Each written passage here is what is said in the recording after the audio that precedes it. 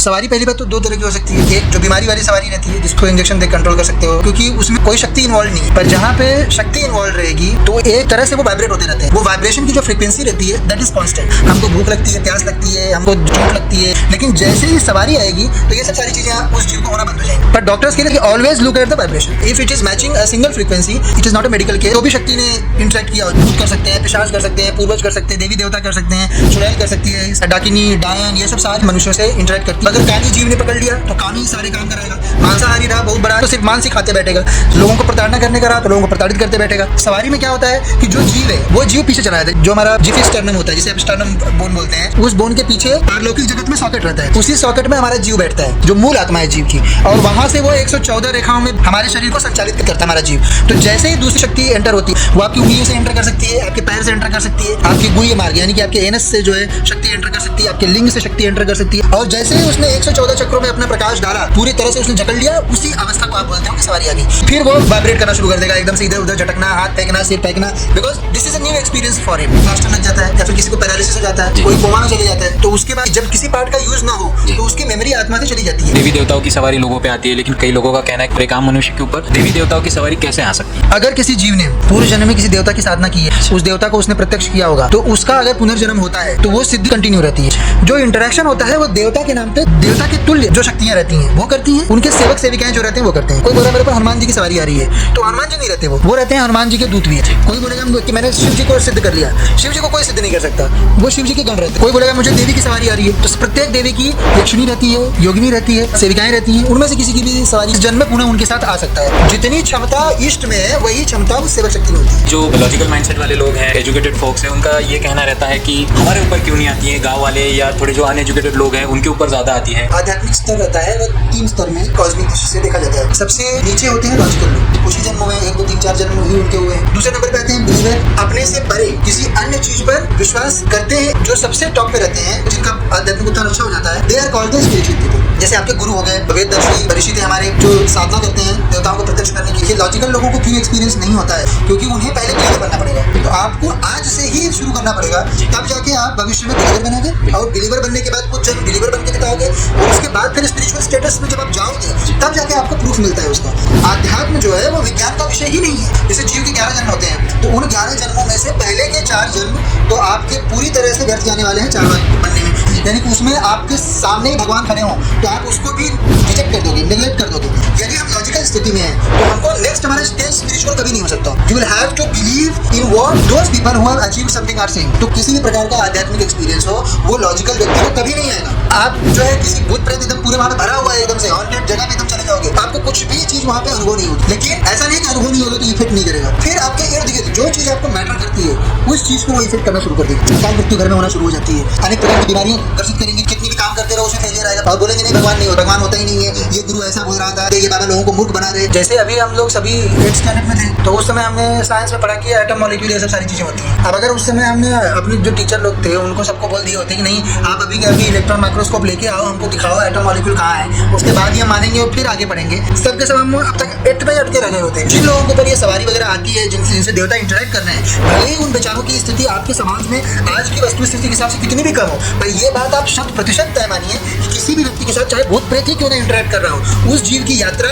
ऐसे जीव से काफी आगे है जिससे कि कोई भी शक्ति इंटरेक्ट नहीं कर रही है। तो इसकी तो पूरी गाढ़ बात लीजिए कि आप अभी पीछे हो, वो आगे चल रहा है जीव आपसे, तो आप उस पर हंसने का या फिर उसका मजाक उड़ाने का इसका आपको कोई अधिकार ही नहीं है। वो तो आपका गुरु है। पहले स्पिरिचुअल स्टेटस था, बहुत कम जीवों को जाना पड़ता है, ज्यादातर जीवों को मोक्ष बिलीवर स्टेट में ही प्राप्त हो जाता है। बहुत सिलेक्टेड जीव होते हैं जिनको की देवता को प्रत्यक्ष दर्शन होता है, बाकी सबको हजारों मार्ग बने हुए, जैसे हजारों गुरु परंपराएं देख रहे हो, जो चतुर भौतिक है यानी कि जिनको जल में प्रवाहित किया गया, जिनको जमीन में गाड़ा गया, ऐसे जो जीव है मृत्यु के पश्चात वो मानव शरीर धारण करके आ सकते हैं। वो जितने लोगों को चाहेंगे उतने लोगों को दिखाई देंगे। पति को वो बाहर निकाल देगा, पति से दूर रखेगा तो वो तुरंत उसका रूप लेके आ जाएगा, चाहे पड़ोसी हो, घर का व्यक्ति हो। आत्मा यहीं खड़ी रहेगी। अगर मेरी थर्ड आई जागृत है तो आत्मा मुझे दिखती रहेगी, वो आपको दिखानी चाहती है तो आपको दिखती रहेगी। पर अगर जितने भी बाकी अन्य लोग हैं उनको किसी को दिखाई नहीं देगी। और या तो अपने आप को इतना ऊपर उठा लो, आप अपने सभी चक्रों को जागृत करके आप उसको देख लो, उनको मैं दिखा नहीं सकता। अब कुछ लोगों को देवता दिखाई देने लगते हैं सीधे सीधे, जो जैसी स्थिति हो देवता खड़े रहेंगे दिखाई देंगे, कुछ को केवल महक आएगी, कुछ को केवल घंटियों की आवाज़ सुनाई देगी, कुछ को केवल पायल की आवाज़ सुनाई देगी देवियों के चलने। तो आप जिस प्रकार के आध्यात्मिक स्तर पे हो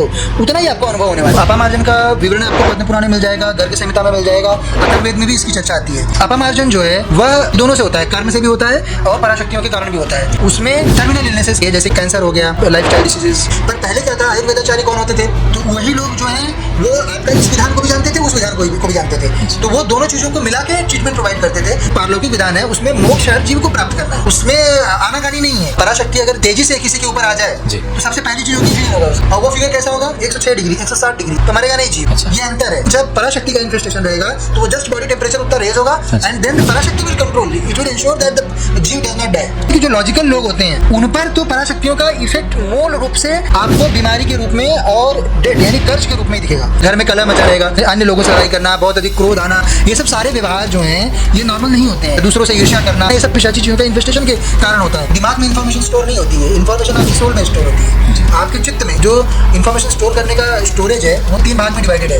आपके दिमाग में स्टोर होता है कुछ इन्फॉर्मेशन, उसमें long term short term memory वगैरह है। कुछ इन्फॉर्मेशन आपके मन में स्टोर रहती है, और जो इन्फॉर्मेशन बहुत ज़्यादा इम्पैक्टफुल रहती है, जो आपको अगले जन्म में लेके जाना है, वो सारा आपके चित्त में स्टोर रहता है। तो जैसे भाषा जो है, उसकी प्रवृत्ति, उसके पूजा पाठ का ढंग, उसके देवता, उसके परिवार, ये सब सारी इन्फॉर्मेशन आपके मन में रहती है। जो भाषा वो जीव मृत्यु से पहले बोलता था, वो जब शरीर लेगा किसी के भीतर सवारी बन के, तो वो भाषा बोल भी सकता है, लिख भी सकता है उस भाषा को।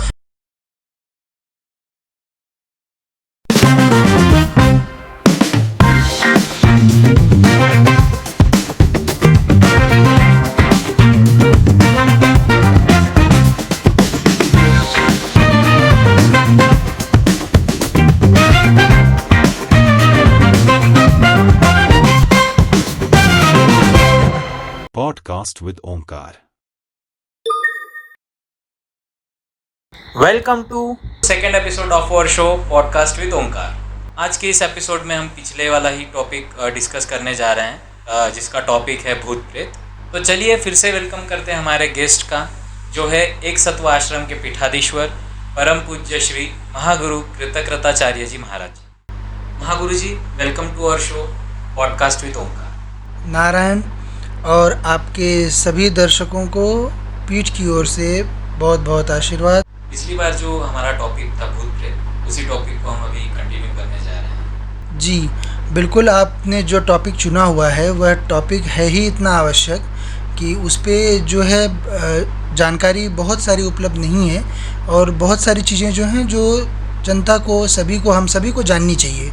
तो इस पर डिस्कशन तो होना ही चाहिए। और महागुरु जी, आज का हमारा पहला सवाल ये है कि सवारी क्या होती है? सवारी इन द सेंस, जैसे किसी के शरीर पे भूत घुस जाता है या किसी के शरीर में देवियाँ आ जाती हैं, तो ये क्या कॉन्सेप्ट है? जी बहुत ही आपने अच्छा प्रश्न किया, क्योंकि सवारी ही एक ऐसा चीज़ है जिससे सबसे ज़्यादा परेशान होकर लोग गुरुओं के पास और तांत्रिकों के पास, जो भी पराशक्तियों से संबंधित, अन्य लोग की शक्तियों से संबंधित जो भी चीज़ लोग करते हैं, वह ज़्यादातर उसका कारण सवारी होता है। क्योंकि सवारी एक बार आती है तभी तो आपको विश्वास होता है कि हाँ अन्य लोक में शक्तियाँ हैं। ये विश्वास तभी होता है जब वो शक्ति आपसे इंटरेक्ट करती है, और वो इंटरेक्शन ऐसा रहता है जिसका कोई एक्सप्लेनेशन नहीं है। मतलब कि अगर किसी डॉक्टर के सामने भी अगर सामने से जो है आ जाए, कुछ देवी देवता की सवारी आ जाए, तो वो नियंत्रित नहीं होती है। क्योंकि सवारी में क्या होगा, देखिए, सवारी पहली बात तो 2 तरह की हो सकती है। एक तो भौतिक रूप से जो बीमारी वाली सवारी रहती है, जिसको जो कि मतलब आप भौतिक रूप से आप उसको इंजेक्शन दे कंट्रोल कर सकते हो सारी चीज़ें, क्योंकि उसमें कोई दूसरा जीव इन्वॉल्व नहीं है, उसमें कोई शक्ति इन्वॉल्व नहीं है। पर जहाँ पे शक्ति इन्वॉल्व रहेगी तो वहाँ पे जो है जो देखने को मिलता है वह चीज़ एकदम पूरी तरह से अलग होती है। सबसे पहली चीज़, अगर जो लोग जिनके ऊपर सवारी आ रही हो, तो अगर जो लोग ट्रीट करते हैं उनके लिए ख़ास करके, कि डॉक्टर्स के लिए भी ये चीज़ बहुत ज़्यादा ज़रूरी हो सकती है, ये डिफ्रेंशिएट करने के लिए कि कहाँ पर पराशक्ति का इन्फेस्टेशन है और कहाँ पे उस व्यक्ति को एक्चुअल में कोई बीमारी है। जो पराशक्ति का इन्फेस्टेशन होता है उसको कॉपी नहीं किया जा सकता, यानी कि ऐसा नहीं है कोई बीमार व्यक्ति हो तो वो पराशक्ति की तरह बिहेव कर दे, संभव ही नहीं है। क्योंकि जो पराशक्ति होती है it is in unison with the universe. जो यूनिवर्स की ऊर्जा होती है उससे वो लगाव रहता है उनका, क्योंकि वो फ्री हैं, उनके अंदर हमारे तरह जड़ता नहीं है। तो एक तरह से वो वाइब्रेट होते रहते हैं। वो वाइब्रेशन की जो फ्रीक्वेंसी रहती है that is constant, first and foremost thing. दूसरी चीज़ कि उनको माया से कोई लेन देन नहीं रहता है। आप माया में जितनी भी चीज़ें होती हैं, जो चीज़ें हमारे शरीर को इफ़ेक्ट करती हैं, जब भी किसी भी शक्ति की सवारी रहेगी तो यदि वह सवारी तय है, यानी कि वो सवारी है ही, तो माया जितने तरह से हमारे शरीर को इफ़ेक्ट कर सकती है उसमें से किसी भी प्रकार का इफ़ेक्ट शरीर पर नहीं आएगा। यानी क्या, हमको भूख लगती है, प्यास लगती है, हमको जो है चोट लगती है, हमको हज़ार तरह से हमको इस शरीर को प्रताड़ित करने में हमारे जीव को प्रताड़ित किया जा सकता है। लेकिन जैसे ही सवारी आएगी तो ये सब सारी चीज़ें उस जीव को होना बंद हो जाएंगी, ये चीज़ होगी। पर डॉक्टर्स के लिए सबसे बढ़िया जो चीज़ होता है वो होता है कि always look at the vibration. जो डॉक्टर्स हैं उनके लिए खास करके मैं बता रहा हूँ कि अगर वाइब्रेशन जो है if it is matching a single frequency, that means it is not a case, it is not a medical case and you can not treat it with your medicine. So you have to refer that patient to some guru और somebody who knows how to control those पराशक्तिज। तो सवारी आएगी तो क्या होगा, सवारी आएगी तो सबसे पहली चीज़ कि उस शक्ति का, चाहे जो भी शक्ति ने इंटरेक्ट किया हो, चाहे भूत कर सकते हैं, पिशाच कर सकते हैं, पूर्वज कर सकते हैं, देवी देवता कर सकते हैं, चुड़ैल कर सकती है स्त्रियों में, डाकिनी, डायन, ये सब सारी प्रकार की अनेक प्रकार की शक्तियाँ जो हैं वो जो है मनुष्यों से इंटरेक्ट करती हैं अपने अपने लेवल के। जिस स्तर का जीव वैसी शक्ति जो है उससे इंटरेक्ट करेगी। ये कभी नहीं होगा कि हाँ बहुत बड़ी शक्ति जो है बहुत छोटे जीव से इंटरेक्ट कर दे। तो जब भी इंटरेक्शन होगा तो आवेश आता ही है। अब आवेश, अगर बड़ी शक्ति का आवेश रहेगा तो उसमें बोलचाल ज़्यादा नहीं होने वाली, क्योंकि बड़ी शक्ति का आवेश हमारा जो पिंड रहता है वो तैयार ही नहीं रहता है, यानी कि वो क्योंकि शरीर धरने के लिए वो है ही नहीं। तो वो जो आवेश रहेगा, वो जो सवारी रहेगी वो बहुत छोटे समय के लिए रहती है, 5 second, 10 second, 15 second, 20 second, 30 second, इससे ज़्यादा का आवेश देवी देवताओं का किसी को भी नहीं आता है। जो छोटी शक्तियाँ होती हैं वो जितनी निम्न शक्ति रहेगी उतना बढ़िया से पकड़ के रखेगी। एकदम से छोटा निकृष्ट भूत प्रेत पूर्वज रहेगा तो वो तो पूरे टाइम सवार रह के चल सकता है, कि वो पूरे टाइम झुमा रहा है, कहीं भी आ जा रहा, कहीं भी चले जा रहा, कोई शुचिता का वो नहीं। जैसा उसकी प्रवृत्ति थी जीव मृत्यु से पूर्व, उसी प्रवृत्ति के साथ वह आके वैसी ही घटनाएं उस जीव से करवाता है। अब अगर कामी जीव ने पकड़ लिया तो कामी सारे काम कराएगा। मांसाहारी रहा बहुत बड़ा एकदम से, अब उस लोक में तो व्यवस्था अलग रहती है, तो यहाँ पे आ गया, शरीर मिल गया उसको तो सिर्फ मांस ही खाते बैठेगा। लोगों को प्रताड़ना करने का रहा तो लोगों को प्रताड़ित करते बैठेगा। अगर लोक कल्याण की भावना रही, पैसे कमाने की भावना रही तो वो कार्य वो शुरू कर देगा। जैसी उसकी भावना रहेगी उस प्रकार से वो जिस शरीर को उसने पकड़ा है वैसी वो चीज़ करना वो शुरू कर देगा। तो सवारी, और सवारी में क्या होता है कि जो जीव है वो जीव पीछे चला जाता है। जैसे हमारी आत्मा जो है वो जो हमारा जिफी स्टर्नम होता है, जिसे आप स्टर्नम बोन बोलते हैं, उस बोन के पीछे पारलौकिक जगत में सॉकेट रहता है। उसी सॉकेट में हमारा जीव बैठता है, जो हमारी आत्मा है, जो मूल आत्मा है जीव की, और वहाँ से वो 114 रेखाओं में करके हमारे शरीर को संचालित करता है हमारा जीव। तो जैसे ही दूसरी शक्ति एंटर होती है, अब शक्ति एंटर किस प्रकार की शक्ति है उसके अनुसार उसका एंट्री पॉइंट होता है। वो आपकी उंगलियों से एंटर कर सकती है, आपके पैर से एंटर कर सकती है, आपकी गुह्य मार्ग यानी कि आपके एनस से जो है शक्ति एंटर कर सकती है, आपके लिंग से शक्ति एंटर कर सकती है, जो भी द्वार हैं उनसे सबसे एंटर कर सकती है, हाथ की उंगलियों से एंटर कर सकती है और पैर से शक्ति एंटर कर सकती है। तो शक्ति चाहे जहाँ से एंटर करेगी, अगर वो शक्ति आपका जो जीव है उससे बेटर आध्यात्मिक स्तर पर है तो वो आपके जीव को पीछे धकेल देती है। जो शक्ति आगे रहेगी उसका रिप्रेजेंटेशन आएगा। कभी आप आगे आओगे, कभी वो आगे आएगी। आप मतलब आप नहीं हो, जो शरीर है वो आप नहीं हो, आप तो जीव हो। तो जो जीव है वो कभी पीछे चले जाएगा, कभी शक्ति आगे आ जाएगी। जब शक्ति आगे आएगी और जैसे ही उसने 114 चक्रों में अपना प्रकाश डाला और पूरी तरह से उसने जकड़ लिया, उसी अवस्था को आप बोलते हो कि सवारी आ गई। पर अब उसमें हो क्या जाता है कि वो जीव कई सालों पूर्व से किसी शरीर में गया नहीं है, उसको शरीर चलाने नहीं आता, उसे शरीर चलाने की स्थिति नहीं है। ये मैं छोटी शक्तियों की बात कर रहा हूँ। तो उसमें क्या होगा कि फिर वो वाइब्रेट करना शुरू कर देगा, एकदम से इधर उधर झटकना, हाथ फेंकना, सिर फेंकना, इधर उधर सिर हिलाना, बाल वो करना, because this is a new experience for him. We have even जो लोग हमारे जीवों में भी, मनुष्यों में भी जो जीव ताज़ा एकदम से पशु योनियों से मनुष्य योनियों में आते हैं, उनमें भी मनुष्य की शरीर की कंट्रोल करने की क्षमता जो है वो उतनी अच्छी नहीं रहती है। तो उसी प्रकार से जो जीव कई दशकों पहले जो है शरीर चलाने की जो विधा रहती है उसको छोड़ चुका है, भूल चुका है, तो उसमें भी वो चीज़ नहीं रहती। फिर वो नया शरीर उसको मिलता है तो पहली बात तो ऊर्जा एकदम तेज रहती है, क्योंकि वो एकदम त्रिभौतिक चीज़ आती है। फिर दो शक्तियाँ हो गई आपके अंदर, यानी कि एक तो आप, दूसरी वो शक्ति, दोनों मिलके जो ऊर्जा का सर्ज शरीर में होता है, फिर उसी में क्रोध आना जो है, बहुत तेज क्रोध आ सकता है उस जीव को। वाइब्रेट होना तो बहुत ही कॉमन चीज़ है एकदम से। अगर कोई शक्ति रहेगी तो वाइब्रेशन लगभग आएगा ही। वो वाइब्रेशन जो है वो इसलिए क्योंकि दो शक्ति तो है ही उसमें शरीर में। ये जीव ये जो हमारा पिंड है, ये दो शक्ति रखने के लिए नहीं है, एक ही शक्ति रखने के लिए होता है। जो स्त्रियां रहती हैं उनमें दो जीव रहते हैं। जब वह गर्भवती होती है तो उस समय दो जीव रहते हैं। इसीलिए स्त्रियों में बहुत सारी शक्तियाँ होती हैं जो बहुत सटल रूप से दशकों दशक बैठी रहती हैं और पता नहीं चलता। और ज़्यादा इंटरेक्शन भी इनसे ही होता है। क्यों? क्योंकि वो इंटरेक्ट करेंगी भी तो भी उसको कोई पता नहीं चलेगा। वो ऐसे ही कितने सालों तक लेके घूमती रहेगी, जब तक कि उसका प्रभाव दिखाने का समय नहीं आएगा, या कुछ गलती ना हो जाए, या फिर कोई चीज़ उसको चाहिए जो वो उसको मिल रहा था वो मिलना बंद हो जाए, तब वो फिर इफ़ेक्ट दिखाती है उसको। तो ये सारी चीज़ें मिला के सवारी बन जाती हैं। और इसमें क्या है, देखिए कि जो पारलौकिक सवारी है उसको जो गुरुओं की प्रक्रिया रहती है, जो शास्त्रों की प्रक्रिया है, जो धार्मिक प्रक्रियाएं हैं, उनके द्वारा नियंत्रण किया जा सकता है। अगर किसी को बीमारी रहेगी तो फिर हम उस पर कितने भी हवन करा लें, कितने भी हम उस पर किसी देवी देवता को आह्वानित कर दें, कितने भी मंत्र बोल दें, उससे उसको कोई आराम उस प्रकार से नहीं होना। परंतु जो मेडिकल होता है उसमें क्या होता है कि दवाइयों के द्वारा जब लोग ऐसे जो पीड़ित हैं, जो कि शक्ति से पीड़ित हैं, वो जब किसी डॉक्टर इत्यादि के पास जाते हैं तो वो जो दवा देते हैं, वो दवा क्या करती है, वो दवा जो न्यूरॉन्स की फायरिंग रहती है हार्मोन्स की, उसको ही सप्रेस कर देता है। डोपामाइन डिस्चार्ज वगैरह जो रहता है उसको सप्रेस करेगा या एक्टिवेट करेगा। तो वो इन चीज़ों से जो है ऐसा दिखेगा सामयिक रूप से कि फ़ायदा हो रहा है, पर वो फ़ायदा कोई फ़ायदा नहीं है। उसमें यह है कि न तो आप जो, अगर वो व्यक्ति पीड़ित है, मैं ये बात कर रहा हूँ, किसी को बीमारी है तो ऑब्वियसली उसमें आराम हो सकता है, लेकिन यदि वो व्यक्ति पीड़ित है तो उसमें भी क्या होगा कि दोनों ही जीव, शरीर में कुछ रह ही नहीं गया जब, तो उसमें वो क्या कर लेंगे।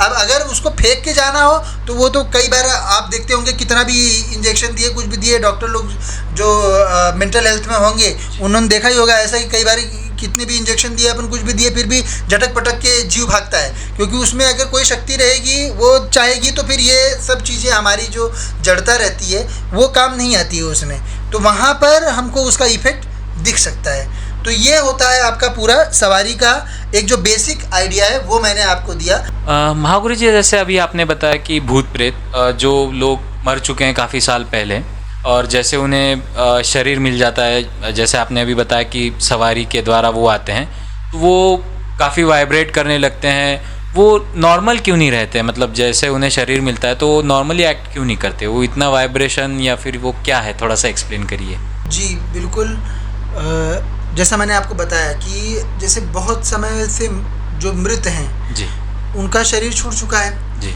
उनके आत्मा की शरीर को चलाने की जो या स्मृति रहती है, वो स्मृति का यूज़ नहीं होता। जैसे आप बहुत सारा थियरी जानते हो पर आपने प्रैक्टिकल किया ही नहीं उस चीज़ का, तो वो चीज़ आपको जो है उतनी अच्छे से याद नहीं रहेगी। या फिर आप देखिए, जैसे कभी हमको प्लास्टर लग जाता है, या फिर किसी को पैरालिसिस हो जाता है, कोई कोमा में चले जाता है, तो उसके बाद बाहर आने के बाद जैसे ही पैरालिसिस ठीक होता है या फिर प्लास्टर निकाला जाता है, तो हमको क्या कहा जाता है कि आप इसको थोड़ा सा एक्टिव रखिए उस चीज़ को, क्योंकि हमारी आत्मा की जो ये चीज़, ये भौतिक लोक में जो भी चीज़ें घटित होती हैं, सेम चीज़ पारलौकिक लोक में घटित होती है, इसी कारण भौतिक लोक में घटित होता है वो। तो आत्मा जो होती है वो हमारे जो, चाहे वो ऑटोनोमस नर्वस सिस्टम हो, चाहे जो है हमारा ब्रेन से निकलने वाले सिग्नल्स हों, सारी चीज़ों को कंट्रोल इन द एंड आत्मा ही करती है। अच्छा। तो आत्मा में वो मेमोरी, जब किसी पार्ट का यूज़ ना हो तो उसकी मेमोरी आत्मा से चली जाती है।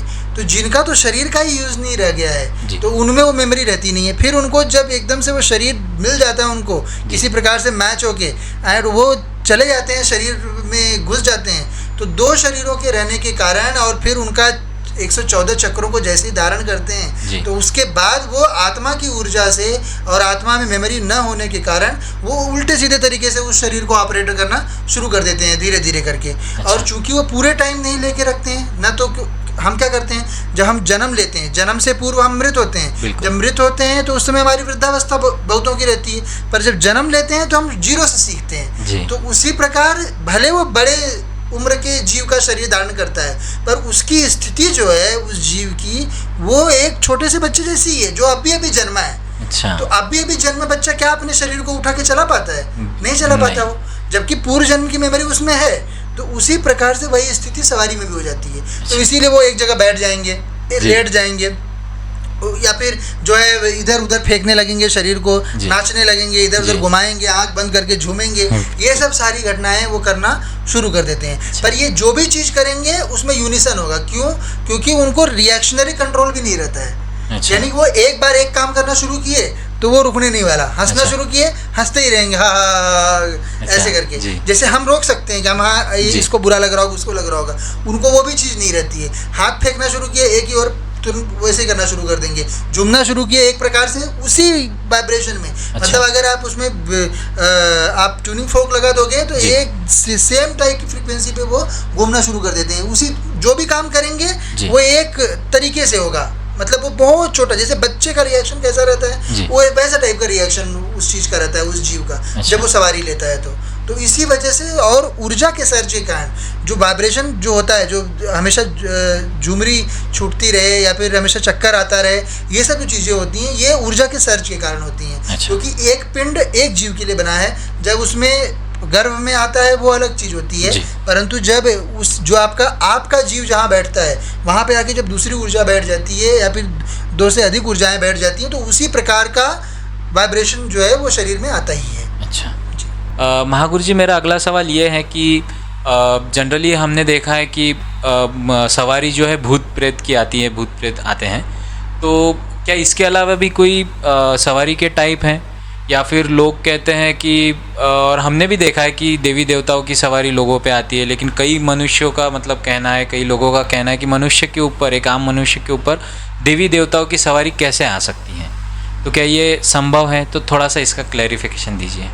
जी, बिल्कुल। सवारी जो है वो जितनी भी प्रकार के ऊर्ध्व या अधोलोक में जितनी भी शक्तियां हैं वो सबके सब सवारी लेने में सक्षम होती हैं। अब देखिए, जैसे कि सबसे आसान रहती है सवारी पूर्वज की। अच्छा। अगर कोई पूर्वज किसी के उसके घर के आसपास मंडरा रहे हैं, उनको जो चीज़ चाहिए वो नहीं मिल रही है, तो बहुत आसानी से वो रिएक्ट कर देंगे।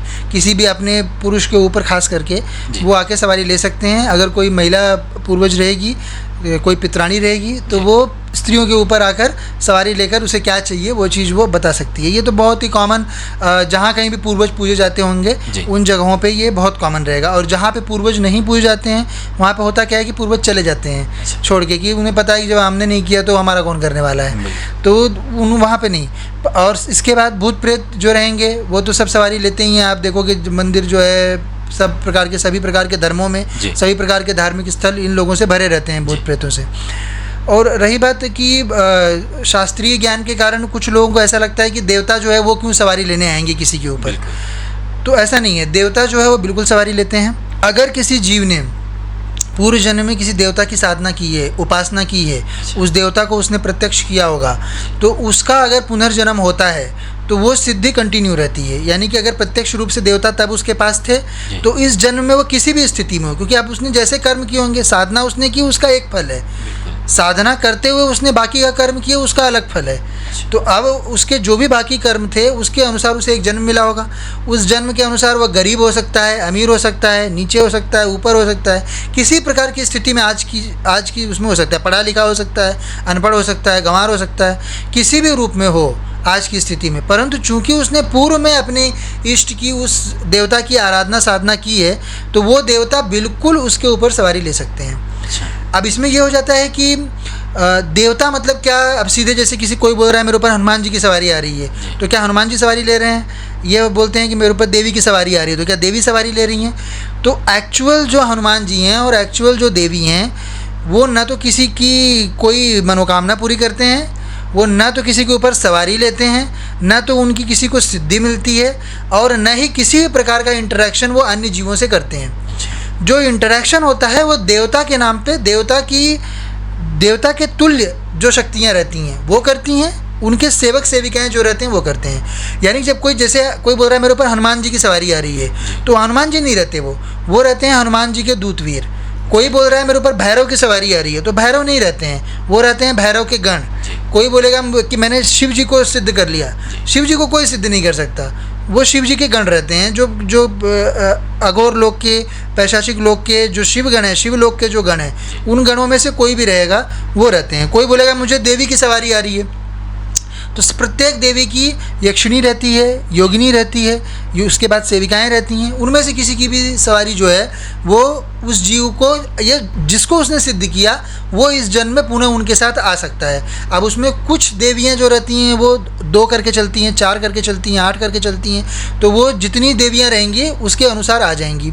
फिर उसके बाद अगर इस जन्म में भी अगर कोई जीव बहुत अच्छे से, अब समझिए कोई पुजारी है या फिर कोई भगत ही है, वो जाके बहुत अच्छी सेवा कर रहा है, जो आपका स्वधर्म है उसके अनुसार अगर आप देवता की सेवा करोगे, स्वधर्म मतलब आपका जो कुल हो, जैसा आपका धर्म हो, उसके अनुसार अगर आप जाके या फिर उससे ऊंचे स्तर पर जाके, यानी कि ज़्यादा मेहनत करके अपनी माया को खंडित करके किसी प्रकार से आप देवता की सेवा करने जाओगे, तो ऐसे लोगों को जो वहाँ पे सेवक शक्तियाँ रहती हैं, जो वहाँ की उस प्रांगण की, जो उस देवता की सेवक शक्तियाँ रहती हैं, उनमें से किसी की सवारी प्राप्त हो सकती है। ये बहुत ही कॉमन है।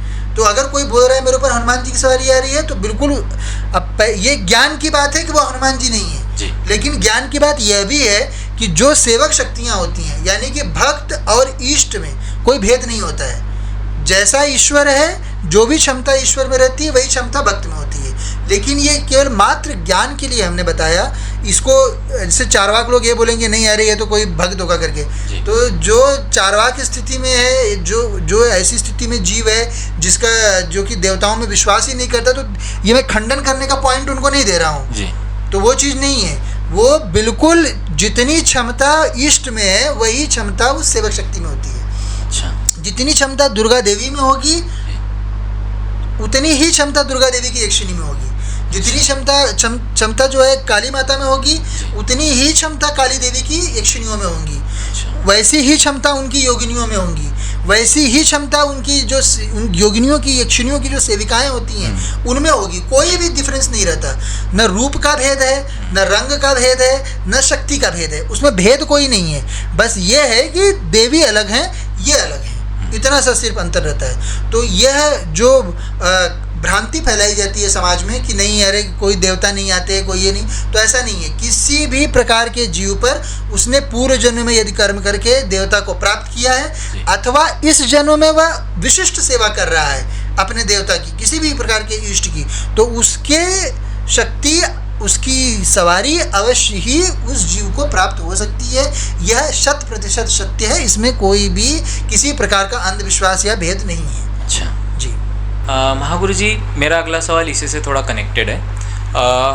ऐसे हमने ज़्यादातर देखा है कि जो लॉजिकल माइंडसेट वाले लोग हैं या जो थोड़े एजुकेटेड फोक्स है, उनका ये कहना रहता है कि सवारी उनमें नहीं आती, और हमने ऐसा देखा भी है कि उनके ऊपर सवारी कम आती है, ना के बराबर ही आती है। और उनका अक्सर कहना यही रहता है कि हमारे ऊपर क्यों नहीं आती हैं, गांव वाले या थोड़े जो अनएजुकेटेड लोग हैं उनके ऊपर ज़्यादा आती हैं। इतना कहने के बावजूद भी उनके ऊपर सही में सवारी नहीं आती है। हमने ऐसा काफ़ी बार देखा है। तो ऐसा क्यों? और इसमें और थोड़ा ये सवाल था कि ज़्यादातर महिलाओं में ही क्यों सवारी हमें देखने को मिलती है, तो ये इसके पीछे थोड़ा रीज़न क्या है? जी, हमने पिछले एपिसोड में भी इस बात की चर्चा की थी कि जितने भी जीव हैं जो मनुष्य शरीर धारण किए हुए हैं, इनमें इनका जो आध्यात्मिक स्तर रहता है वह 3 स्तर में पारलौकिक दृष्टि से, कॉस्मिक दृष्टि से देखा जाता है। कि सबसे नीचे होते हैं लॉजिकल लोग, यानी कि ऐसे जीव जो अभी थोड़े समय पहले ही अपनी यात्रा को शुरू किए हुए हैं, यानी कि मानव शरीर को धारण किया हुआ है, कुछ ही जन्म हुए हैं, 1 2 3 4 जन्म ही उनके हुए हैं। तो ऐसी स्थिति में उनकी ऐसी स्थिति नहीं रहती है, ऐसी उनके आत्मा का इतना उत्थान नहीं हुआ रहता है कि कोई भी शक्ति उनसे इंटरेक्ट कर सके। दूसरे नंबर पे आते हैं बिलीवर, जो उनसे थोड़े अच्छे स्तर पर होते हैं, जो कि एक अपने से परे, इस जड़ता रूपी माया से परे किसी अन्य चीज़ पर विश्वास करते हैं इस प्रकार से कि अन्य लोगों को एक्सपीरियंस को, यानी कि किसी अन्य ने जिस चीज़ को एक्सपीरियंस किया है जी उसको वो विश्वास कर लेते हैं, ये मान के कि मेरी आज की स्थिति ऐसी नहीं है कि मैं उस बात को, मैं अपनी स्वयं उस चीज़ को एक्सपीरियंस कर सकूं। इनको बोलते हैं बिलीवर।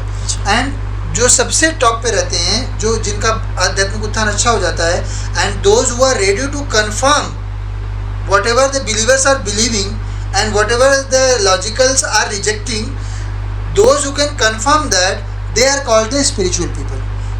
जैसे आपके गुरु हो गए, आपके वेददर्शी जो ऋषि थे हमारे वो हो गए, और आपके जो साधना करते हैं देवताओं को प्रत्यक्ष करने की स्थिति जिनकी है, गुरु परंपराओं से संबंधित हैं, ऐसे जो जीव आते हैं ये सब स्पिरिचुअल में आते हैं।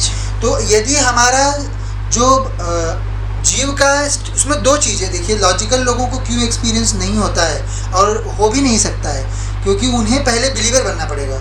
मीन्स उनको, और ये कोई ऐसा नहीं है कि आप बिलीवर 1 साल के लिए 2 साल के लिए बन जाओ और सोचो कि देवता मुझसे जस्ट बात करना शुरू कर देंगे, ये नहीं होने वाला।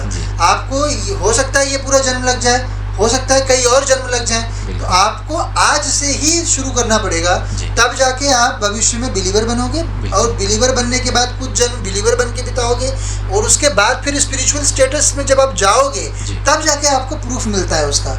तो जैसे लोग बोलते हैं कि नहीं वैज्ञानिक रूप से इस चीज़ को प्रूव करके दिखाओ, ये ऐसा, वो विज्ञान का विषय ही नहीं है। आध्यात्म जो है वो विज्ञान का विषय ही नहीं है।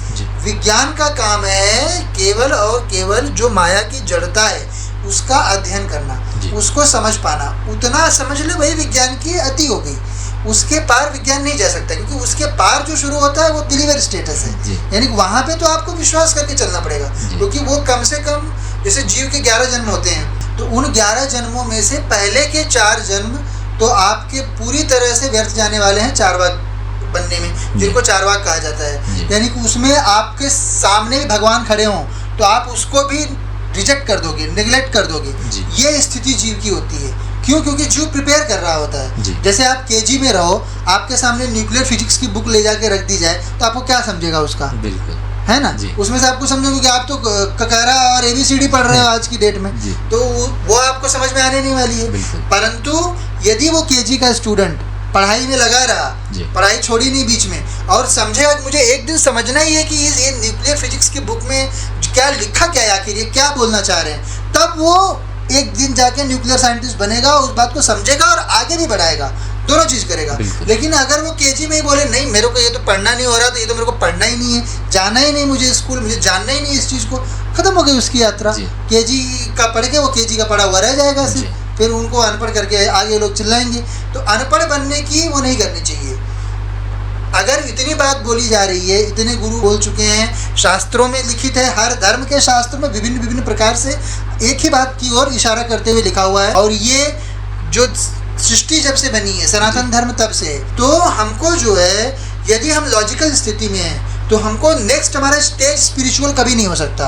आप लॉजिकल से सीधे स्पिरिचुअल में सोचो कूद जाओ, संभव नहीं है। आपको पहले बिलीवर बनना पड़ेगा। You will have to believe in what those people who have achieved something are saying. उसमें तुमको जानना है कि वो व्यक्ति जो बात बोल रहा है, क्या मुझे ऐसा कोई एक्सपीरियंस आया है क्या? अगर नहीं आया, इसका मतलब उस व्यक्ति को एक्सपीरियंस आया है। तो या तो जिनको एक्सपीरियंस आया है उनकी बात को आपको आज विश्वास करना पड़ेगा, तभी आप उस चीज़ को ट्राई करने जाओगे। आप अगर अपने बेसिक साइंस की बात करो, बेसिक साइंटिफिक एक्सपेरिमेंट्स को अगर आप ये बिलीव नहीं कर लोगे कि नहीं 1 + 1 = 2 होता है, तो आगे की मैथ सब कैसे पढ़ोगे? अभी आप उसमें चले जाओ जानने के लिए, आप पहले के बच्चे को बोलो कि 1 + 1 = 2 कैसे आता है, वो उसके ये एंगल्स होते हैं, उसमें इन एंगल्स को ऐड करने के कारण फिर वो 1 + 1 = 2 होता है। ये सब बात उसको समझाने जाओगे तो वो 1 + 1 = 2 भी नहीं पड़ेगा। तो वो चीज़ आपको जाननी है, तो वो बहुत एडवांस लेवल की चीज़ है। आज की डेट में आपके लिए ज़रूरी क्या है? 1 + 1 = 2 जानना। तो कोई भी देवता हो, किसी भी प्रकार का आध्यात्मिक एक्सपीरियंस हो, वो लॉजिकल व्यक्ति को कभी नहीं आएगा। देवता सामने खड़े रहेंगे, कुछ नहीं जान सकते हो आप अगर लॉजिकल स्थिति में हो तो। आप जो है किसी भूत प्रेत एकदम पूरे वहाँ पे भरा हुआ है, एकदम से हॉन्टेड जगह पे एकदम चले जाओगे, आपके साथ आपको कुछ भी चीज़ वहाँ पे अनुभव नहीं होगी। लेकिन ऐसा नहीं कि अनुभव नहीं होगा तो इफेक्ट नहीं करेगा, है ना। जैसे पॉइजन है, अब आप उसको पॉइजन को पानी समझ के पी लो, जहर तो जहर है, वो मारेगा ही जी। वो थोड़ी ऐसा है कि आपने पानी समझ के पिया तो वो छोड़ देगा आपको। तो लॉजिकल स्थिति यदि आपकी है तो उसका आपको कोई अनुभव तो नहीं होगा। कि किस प्रकार का अनुभव? पारलौकिक कॉस्मिक अनुभव नहीं होगा आपको सवारी नहीं आएगी, लेकिन फिर आपके इर्द गिर्द जो चीज़ आपको मैटर करती है उस चीज़ पे वो इफेक्ट करना शुरू कर देगी। कि किस प्रकार से इफेक्ट करती हैं ये सब शक्तियाँ? नकारात्मक शक्तियाँ रहेंगी तो आपको अकाल मृत्यु घर में होना शुरू हो जाती है। आप घर में मतलब अनेक प्रकार की बीमारियां ग्रसित करेंगी, जिनको कि आप दवाइयां लेते रहो, बोलते हैं कि हाँ लाइफस्टाइल डिसीज़ हो गया, ये हो गया, वो हो गया। तो ये सब सारी चीज़ें जो हैं ये अपमार्जन के कारण ज़्यादातर समय होती हैं, क्योंकि आपने ऐसी चीज़ों के साथ इंटरेक्ट किया और वो आपकी मन स्थिति के कारण, चूँकि आपके ईष्ट जो आपकी रक्षक शक्ति है वो ईष्ट आप समझते हैं कि आपकी आज की जो आध्यात्मिक यात्रा है वो इतनी नहीं है कि आपको उस जीव के बारे में जो अन्य लोक में है या फिर अन्य लोगों की सत्यता को आपको दिखाया जाए, तो इसलिए वो आपके कर्म में जो है उलटफेर करना शुरू कर देती है। फिर उसमें फेलियर आना, कितनी भी काम करते रहो उसमें फेलियर आएगा। फिर बोलेंगे दिन भर एकदम अनसक्सेसफुल रहेंगे, 9 to 5 लोग जॉब करते रहते हैं और इसके बाद रात को बैठे और बोलेंगे नहीं भगवान नहीं होता। मित्रों के दोस्तों के बीच में, चार वाकों के बीच में बोलेंगे अरे भगवान होता ही नहीं है, ये गुरु ऐसा बोल रहा था, ये साधु ऐसा बोल रहा था, ये तो बाबा ऐसे ही करते, ये बाबा लोगों को मूर्ख बना रहे, ये वो कर रहे। ये सब बातें जो है ये करना शुरू कर, क्योंकि ये क्या करेंगे, ये धीरे धीरे आपको फांदते रहते हैं, क्योंकि आपने एक जगह कर्म गलत कर लिया, अब वो ऐसे ऐसे कर्म आपसे कराएंगे कि आपके जीवन में जो वो घटित कराना चाह रहे हैं वो सब जस्टिफाइड हो जाए। तो लॉजिकल होने पे बहुत बड़ा नुकसान होता है। अगर आप देवी सत्ता को नकारेंगे तो ये बहुत बड़े अनेकानेक प्रकार के नुकसान में आ जाते हैं। बहुत सारे, पर ये क्या है, उसमें भी चूँकि आप लॉजिकल हो तो आप कभी इस निष्कर्ष पे नहीं पहुंचोगे कि नहीं ये चीज़ मेरे साथ किसी दैवीय कारण से हो रही है। तो आप क्या करोगे, आप इधर उधर भागोगे कि अरे किसी घर में किसी का बच्चा मर गया, तो ये नहीं समझेंगे कि नहीं वो मैंने दैवीय का ऐसे किया इसलिए मेरे यहाँ पे ये चीज़ हुई। वो ये बोलेंगे नहीं अरे उसका ये आया था, ये मेरे से गलती हो गई, ये तो वो अपने ऊपर लेना उस चीज़ को शुरू कर देंगे अलग तरीके से, भौतिक रूप से, जो कि वो कारण नहीं रहता है। और इन सब चीज़ों को जो है यदि पूरी प्रक्रिया को, पूरी धार्मिक प्रक्रिया को, कि देखिए हम एक मंडल का हिस्सा है, ये हिंदू मंडल है, हम जैसे हम हिंदू हैं धर्म के, तो हम हिंदू मंडल का हिस्सा है। हमारा काम है कि हमारे देवताओं ने हमारे लिए जो भी नियम बनाए हैं उन नियमों को अक्षरशः पालना। अगर हम उन नियमों को नहीं पाल रहे हैं किसी भी रूप से, तो वो हमको जो है अनेकानेक प्रकार से हर्ट कर सकता है। महागुरु जी, आपकी ये बात बहुत सही लगी कि जैसे कई लोग रहते हैं कि जब तक मैं अपने आँखों से ना देखूँ या जब तक मेरे आँखों के सामने कुछ घटित नहीं होता है तब तक मैं विश्वास नहीं करूँगा, ऐसे काफ़ी सारे लोग रहते हैं। तो लेकिन ये कहीं ना कहीं बात तो सच में गलत ही है। जब तक आप किसी चीज़ का अध्ययन नहीं करोगे या किसी आप चीज़ पे बिलीव नहीं रखोगे तो तब तक आप सीखोगे कैसे वो चीज़? जी वही तो मैं बता रहा हूँ आपको कि जैसे अभी हम लोग सभी 8th स्टैंडर्ड में थे तो उस समय हमने साइंस में पढ़ा कि एटम मॉलिक्यूल ये सब सारी चीज़ें होती हैं। अब अगर उस समय हमने अपने जो टीचर लोग थे उनको सबको बोल दिए होते कि नहीं आप अभी के अभी इलेक्ट्रॉन माइक्रोस्कोप लेके आओ, हमको दिखाओ एटम मॉलिक्यूल कहाँ है, उसके बाद ही हम मानेंगे और फिर आगे पढ़ेंगे, तो सबके सब हम अब तक 8th में ही अटके रह गए होते। तो आगे हम बढ़े किस बात पे, इस बात पे विश्वास करके कि हमारे गुरु जो बोल रहे हैं, हमारे टीचर जो बोल रहे हैं वो बात सही है। तो ये चीज़ हम अपनी जो व्यवस्था बनाई हुई है उसमें हम इसमें विश्वास कर लेते हैं, पर जो देवताओं से संबंधित व्यवस्था है वहाँ पे हम उस व्यवस्था में ये सीखते हैं कि इसमें विश्वास मत करो। तो ये जब 2 आँख करने लगते हैं उसमें होता क्या है कि हमारी यात्रा उससे ख़राब होती है, क्योंकि आप जब तक जो आपसे यात्रा में आपसे आगे हैं, स्पिरिचुअल जर्नी में अपने जो आपसे आगे हैं, जब तक आप उनके एक्सपीरियंस को बिलीव नहीं करोगे, जब तक आप जो आपके धर्मशास्त्रों में लिखित है उसको अक्षरशः मानोगे नहीं, तब तक जो है आप स्वयं आगे नहीं बढ़ सकते हो। क्योंकि जब आप अपने से बड़ा किसी चीज़ को मानोगे तब तो आप उसको अचीव करने की लालसा रखोगे। जब आप ये मानोगे कि आप 4th पास ही बहुत ज्ञानी हो गए हैं तो आप PhD थोड़ी कर पाओगे। अगर आपको PhD करना है कभी भी तो आपको ये मानना पड़ेगा कि PhD आपकी 4th की स्थिति से बेटर है। तो जो व्यक्ति लॉजिकल स्थिति में है वो 4th में है, 1ली में है, 2री में है, आज की एक मानव जीवन की जो यात्रा होती है उसमें।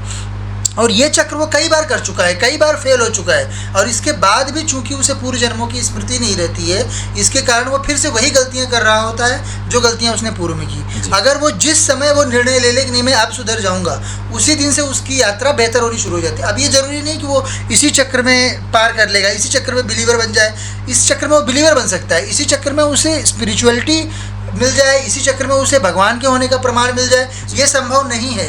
लेकिन यह अवश्य 100% तय है कि उसकी यात्रा उस दिशा में आगे बढ़ जाएगी। यानी कि अगर आप पढ़ते रहोगे, आप एग्ज़ाम देते रहोगे, किसी स्कूल में एडमिशन रहेगा आपका, एग्ज़ाम देते रहोगे, पास होते रहोगे, तो आगे बढ़ते रहोगे।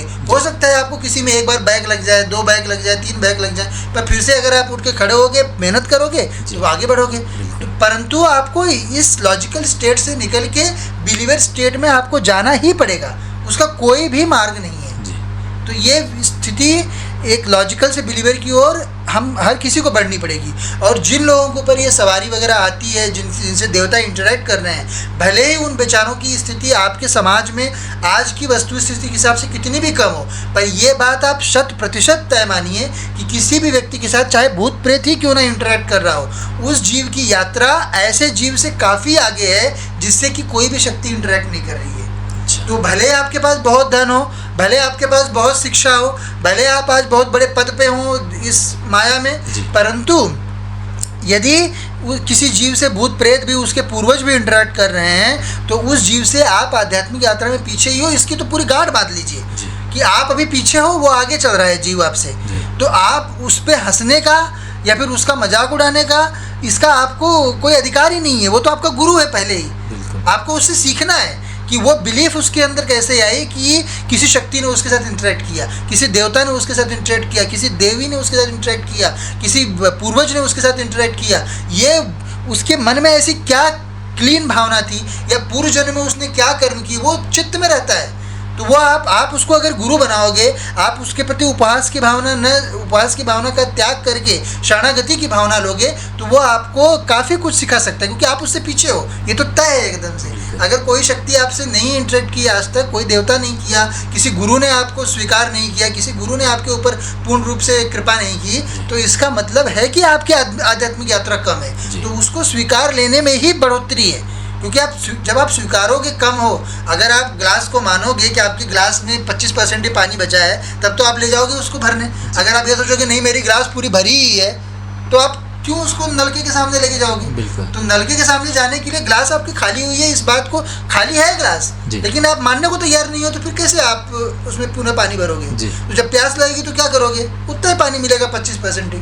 तो इसलिए जो भी जीव हैं, आप उसको फेथ रखो या फेथ मानो या बिलीफ मानो, वो आपको मान के चलना ही पड़ेगा, क्योंकि स्पिरिचुअल स्टेटस तक बहुत कम जीवों को जाना पड़ता है। ज़्यादातर जीवों को मोक्ष बिलीवर स्टेट में ही प्राप्त हो जाता है। स्पिरिचुअल स्टेट में बहुत सिलेक्टेड जीव होते हैं जिनको कि देवता का प्रत्यक्ष दर्शन होता है। हर कोई जीव उस स्टेट में न तो जाने का भागी होता है, न उतनी लंबी यात्रा किसी को करनी पड़ती है। जो जीव सिलेक्ट किए जा चुके हैं देवताओं द्वारा कि हाँ मतलब ये जीव जो हैं ये एक विशेष प्रकार का कार्य माया में करेंगे, उन जीवों को ही देवता अपना प्रत्यक्ष स्वरूप दिखाते हैं। बाकी सबको हजारों मार्ग बने हुए, जैसे आप हजारों गुरु परंपराएं देख रहे हो, हजारों धर्म देख रहे हो, तो हजारों मार्ग बने हुए हैं जिनसे कि जीव बिलीफ स्टेट में एंटर करके, लॉजिकल से बिलीफ स्टेट में एंटर करना है, किसी भी एक मार्ग को पकड़ना है। उस मार्ग पे आपको जो है उस इष्ट की सेवा करते हुए, उस गुरु की सेवा करते हुए, उस गुरु के द्वारा, उस गुरु के गुरु परंपरा में स्थापित जो नियम है उनका पालन करते हुए बिलीफ और फेथ स्टेट में आपको आगे चले जाना है। अब अगर आपके ऊपर देवता बहुत खुश हो गए, प्रसन्न हो गए, बहुत वो कर दी, तो मोक्ष 5 प्रकार के हैं। उनमें से कुछ प्रकार के मोक्ष में स्पिरिचुअल स्टेट आती है जिसमें देवता अपने होने का प्रत्यक्ष प्रमाण आपको देने का अवसर देते हैं। पर उस अवस्था में जाने के लिए मेहनत करनी पड़ती है और उसकी शुरुआत आज से होती है, किसी अन्य की यात्रा में विश्वास करके होती है जी। बाकी आपके प्रश्न में जो एक और पार्ट था कि स्त्रियों पे क्यों ज़्यादा आती है सवारी, तो उसका कारण ये है, सबसे पहला कारण ये है कि चूँकि उनमें जो प्रेगनेंसी होती है उसके कारण उनमें 2 जीव निवास कर सकते हैं। अच्छा। तो किसी भी पुरुष जीव भी स्त्री पे जो है सवारी लेते हैं और महिलाएं भी सवारी लेती हैं स्त्री पर, दोनों चीज़ होती है। क्योंकि काम भावना के कारण, एक काम भावना करने के लिए जिन भी शक्तियों में, देखिए देवलोक से लेकर निम्न लोक तक हर प्रकार की शक्ति में काम भावना होती है। तो काम भावना के साथ अगर पुरुष जीव कर रहा है किसी स्त्री के साथ इंटरेक्ट, तो वो काम भावना के साथ करेगा। अगर कोई स्त्री कर रही है तो वो काम प्राप्ति के लिए करती है। तो कुछ प्रक्रियाओं में ऐसा होता है, कुछ क्रियाओं में, कि वहाँ पे एक प्रकार से जो भावना रहती है उस जीव की, उसको पूर्ण करवाया जाता है कि वो पारलौकिक दृष्टिकोण से होता है। उसमें कोई जो समाज में भ्रांति फैलाई जाती है चार्वाकों द्वारा, वैसा कुछ नहीं किया जाता। वो पारलौकिक दृष्टि से किया जाता है। तो उस चीज़ को उन साइंटिस्ट लोगों ने, उन वैज्ञानिकों ने और उन डॉक्टरों ने जाना, और फिर उन्होंने, चूँकि आप जो भाषा आप जानते हो, अगर आपको कोई बात बोली जाएगी तो उस भाषा में जितने शब्द रहेंगे, वो किसी भाषा में आपसे मैं बात कर रहा हूँ, पर आपको उस भाषा के जो शब्द पता हैं, जो अगर मैं उनका उपयोग करूँगा तो आप उतना समझ पाओगे। तो उसी प्रकार से वो वैज्ञानिक जो थे, उन्होंने अपने वैज्ञानिक स्तर से उसको समझा। तो उस चीज़ को, जो ये चीज़ें होती हैं महिलाओं के साथ ज़्यादा, तो उसको उन्होंने नाम दे दिया कि हिस्टेरिया है, कि ड्यू टू एक्सेसिव सेक्सुअल अर्ज। तो वो चीज़ जो उन्होंने समझा, वो एक बेसिक लेवल की उसकी अंडरस्टैंडिंग है, वो ट्रुथ नहीं है। अच्छा। उसमें बहुत बड़ी प्रक्रिया होती है वो, और बहुत बड़ी एक कॉस्मिक प्रोसेस होता है वो। तो उस चीज़ में ऐसा नहीं है कि आप उसको उसकी हिस्टेरिया का इलाज आप जो पद्धति से करते हैं उस पद्धति से कर देंगे तो वो पूरी तरह से ठीक हो जाएगा। अगर वो बीमारी रहेगी तो बिल्कुल ठीक हो जाएगी। तो मैंने पहले ही आपको बताया कि बीमारी का पार्ट अलग है और जो हमारा विधान है, जो आध्यात्मिक विधान है, वो अलग होता है उसमें। तो अगर आध्यात्मिक विधान से वो पीड़ित रहेगी तो उसकी आध्यात्मिक प्रक्रिया ही करनी पड़ती है, कि उसमें जैसे जो वो बताती हैं कि नहीं मेरे साथ कोई आके संबंध बना रहा है, तो इनको ऐसा लगता है कि नहीं वो स्किज़ोफ्रेनिया हो गया है उसको, देन हिस्टीरिया हो गया है, जिसके कारण उसको ऐसा लगने लगा है कि नहीं अलग अलग पुरुष आके मेरे साथ संबंध बना रहे हैं। तो ये जो है ये ऐसा नहीं है, वो भी इनका मेडिकल भी हो सकता है, परंतु ये पारलौकिक दृष्टि से भी होता है कि जो जीव रहता है, जो ऐसे कुछ जीव हैं जो चतुर्भौतिक शरीर ले सकते हैं, जो चतुर्भौतिक हैं, यानी कि जिनको जल में प्रवाहित किया गया, जिनको जमीन में गाड़ा गया, ऐसे जो जीव हैं मृत्यु के पश्चात, वो लोग जो हैं वो मानव शरीर धारण करके आ सकते हैं। वो जितने लोगों को चाहेंगे उतने लोगों को दिखाई देंगे। उस स्त्री को जिससे वो संबंध बनाना चाह रहे हैं उसको वो दिखाई देंगे। तो जो स्त्रियां ये देखती हैं, समझती हैं, ये सत्य बात है। उसमें ये नहीं है कि उनको सेक्सुअल और ज़्यादा हो गई इसलिए वो ड्रीम करने लगी हैं। ये तो ये लोग जो है मतलब उनकी एक चीज़ का मतलब नकारात्मक रूप में उसको ले लेते हैं और अपनी विधा से। अब वो तो ऑब्वियस बात है ना, जो जिस चीज़ का डॉक्टर रहेगा वो अपनी विधा से उसको अप्लाई करेगा ठीक करने के लिए। कोई भी व्यक्ति हो जिसको जिस चीज़ का ज्ञान है वो अपनी विधा का उपयोग किसी प्रकार के व्यक्ति को लाभ पहुंचाने के लिए, तो यही सेम चीज़ जो है वो इसमें भी होती है। तो पर यहाँ पे हो रही है तो सही है, वहाँ पे हो रही है तो गलत है, ऐसा लोग मान के चलते हैं। तो ये ऐसी व्यवस्था नहीं है। तो वहाँ पर जिन लोगों के साथ ऐसा होता है, जिनके साथ होता है वो जानते हैं उस बात को, क्योंकि वो अलग अलग शरीर लेके आता है। जिन लोगों के साथ घटित होता है, पति को वो बाहर निकाल देगा, पति से दूर रखेगा।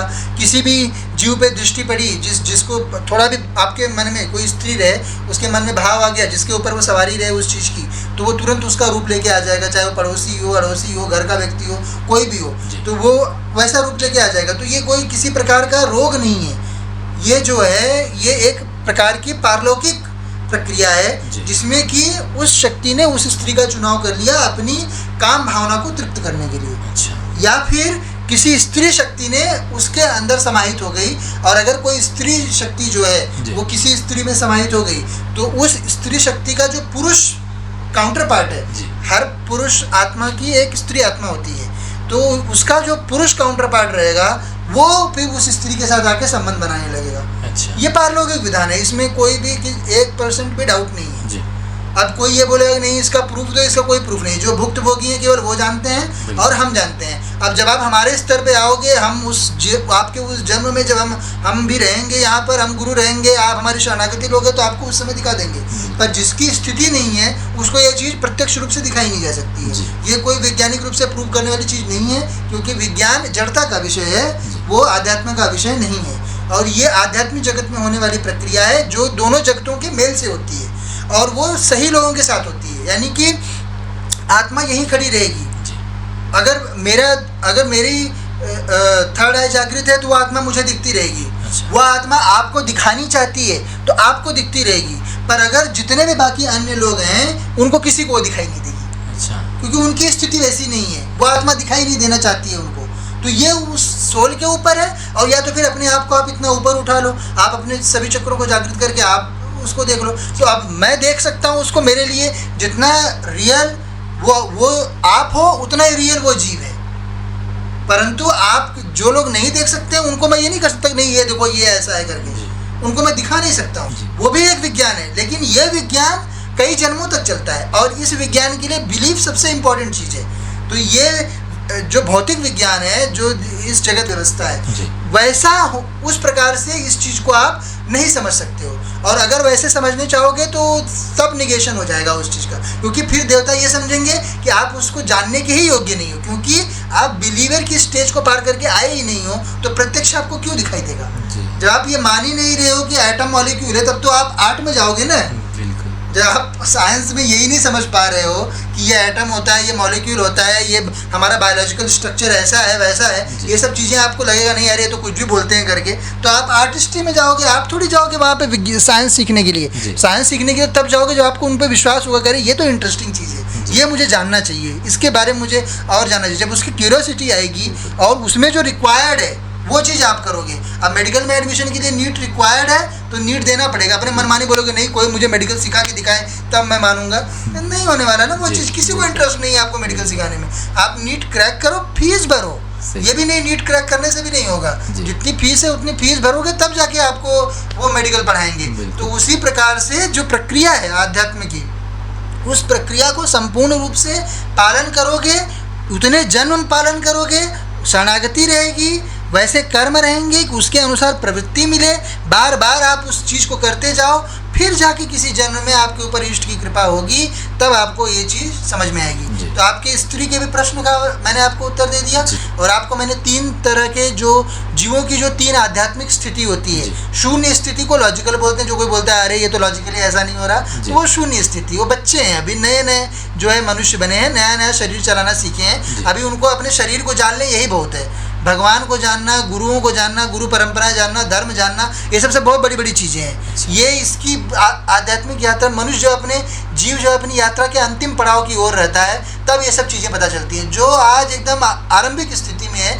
उसको ना तो ये तो पता चलने वाली है, पता चलेगी तो भी विश्वास नहीं होगा, और दूसरी बात उसको पता चलवाने में किसी को इंटरेस्ट नहीं है जी। कोई भी गुरु, ऐसे लोग आते हैं जो इस तरह की भाषा बोलते हैं, कोई गुरु उनमें इंटरेस्ट नहीं लेता है, उनको कुछ बताना नहीं चाहता है, ना कुछ सिखाना चाहता है। तो अगर उसके लिए करना है तो पहले प्रयास करना पड़ेगा, अपने आप को ऐसा बनाना पड़ेगा, उस स्थिति में जाना पड़ेगा कि मन में और कोई क्वेश्चन नहीं है। जब तक मन में क्वेश्चन आ रहे हैं तब तक आप गुरु से दूर हो, गुरु से दूर हो तो इष्ट से दूर हो, इष्ट से दूर हो तो कुछ पता नहीं चलने वाला है आपको। तो ये जो है ये पूरी व्यवस्था है, उसमें सब जायज़ हैं। चारवाक होना भी जायज़ है, हम सब होके आए हैं चारवाक, ऐसा नहीं है। हमको भी ये नहीं समझना चाहिए कि नहीं हम ऐसे ही हमेशा से रहे हैं।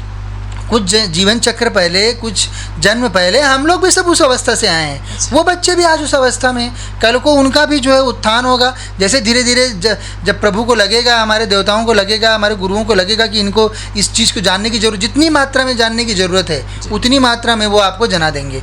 और अगर जो नहीं जानने की ज़रूरत है वो आपके सामने खड़ा रहेगा, फिर भी आपको विश्वास नहीं होने देंगे कि वो चीज़ है करके। आध्यात्म ऐसी चीज़ है, सामने देवता खड़े रहेंगे परंतु आप उनकी आभा को नहीं जान सकते हो। और अगर आध्यात्मिक रूप से एक्टिव हो तो उसमें भी स्तर हैं कई सारे। अब कुछ लोगों को देवता दिखाई देने लगते हैं सीधे सीधे, जो जैसी स्थिति हो देवता खड़े रहेंगे दिखाई देंगे। कुछ को केवल महक आएगी, कुछ को केवल घंटियों की आवाज़ सुनाई देगी, कुछ को केवल पायल की आवाज़ सुनाई देगी देवियों के चलने। तो आप जिस प्रकार के आध्यात्मिक स्तर पे हो उतना ही आपको अनुभव होने वाला, उससे ज़्यादा नहीं होने वाला। और आपको उसमें समाधान मान के प्रयास करते रहना पड़ेगा, क्योंकि जब तक मोक्ष नहीं हो गया तब तक यात्रा जारी रखनी है। अब भगवान आपकी यात्रा को एंड चारवाक पे ही कर दे रहे हैं, यानी कि पशु योनियों में भेज दे रहे हैं, या फिर जो है बिलीवर स्टेट तक लेके जा रहे हैं, या फिर अगर उससे भी ज़्यादा प्रभु की बहुत बड़ी कृपा देवताओं की इष्ट की हो जाती है, तब आध्यात्म में व्यक्ति प्रवेश करता है और तब जाके उसको जो है प्रत्यक्षीकरण देवताओं का होता है और उनकी वस्तु स्थिति पता चलती है।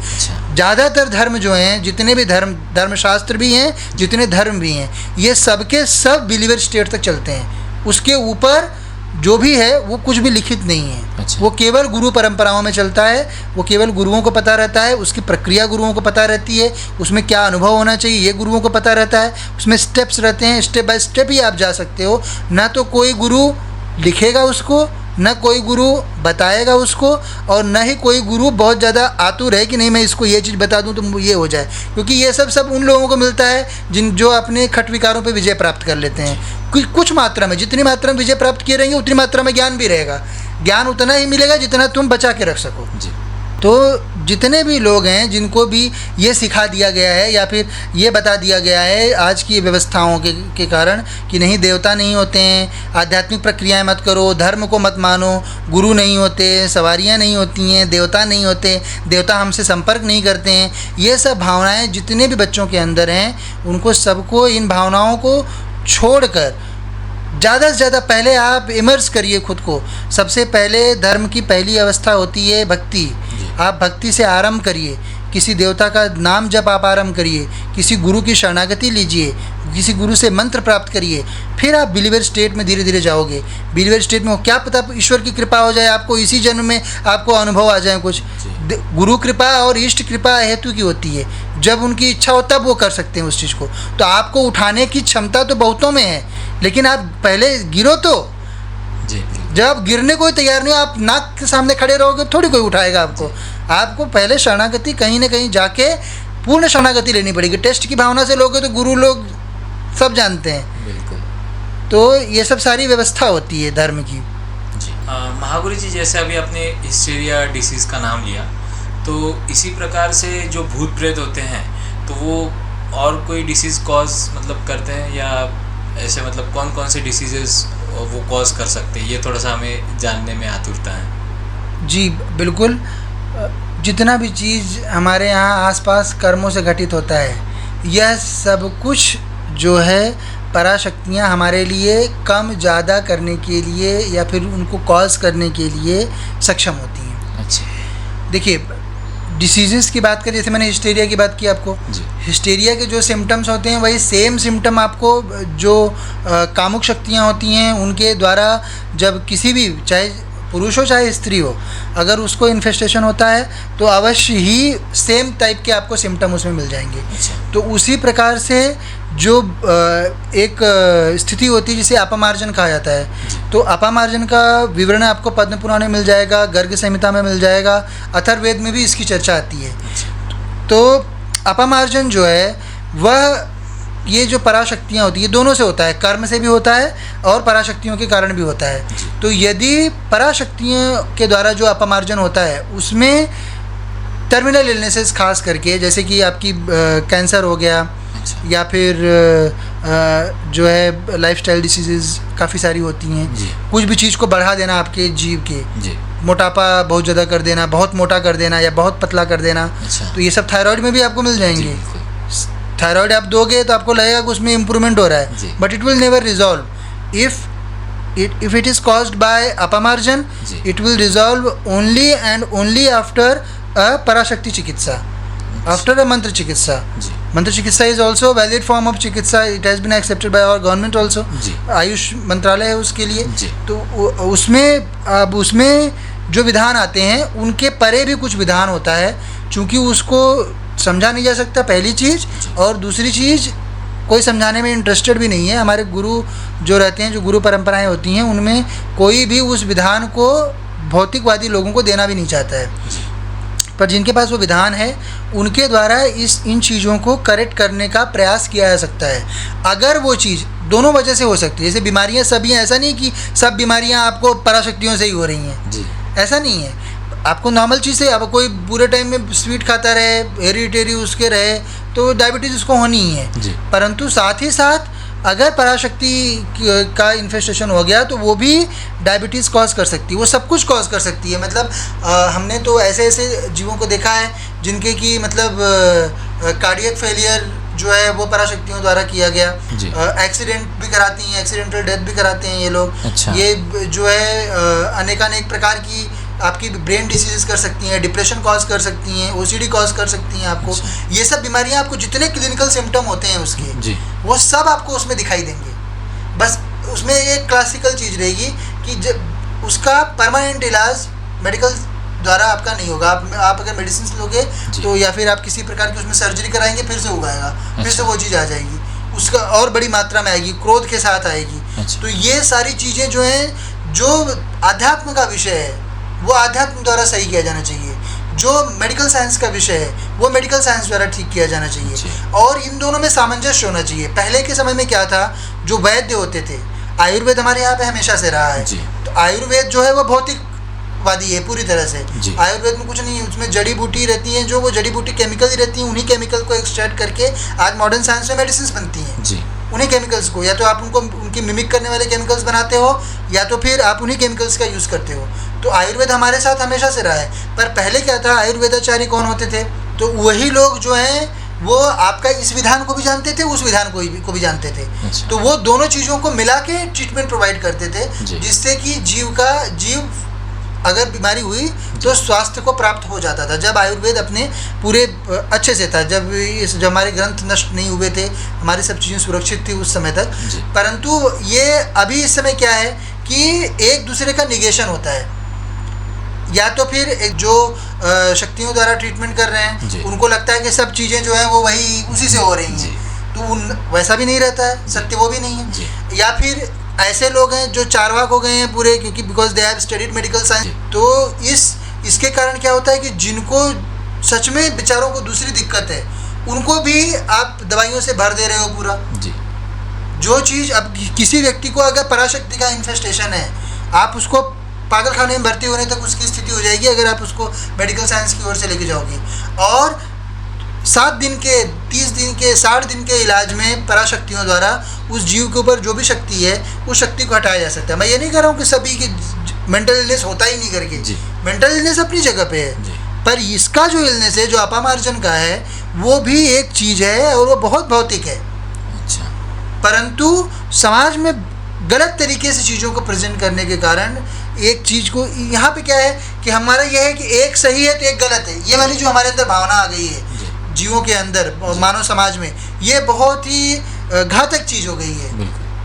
दोनों भी सही हो सकते हैं और दोनों सही हैं, सत्य यही है कि दोनों सही हैं। मैंने आपको जैसे बताया ना आपके पिछले प्रश्न के जवाब में कि जो बच्चे चार्वाक हैं वो गलत नहीं है, वो एक स्थिति है। जो चौथी पाँचवीं में बच्चा पढ़ रहा है उससे आप पीएचडी ज्ञान की अपेक्षा नहीं रख सकते हो।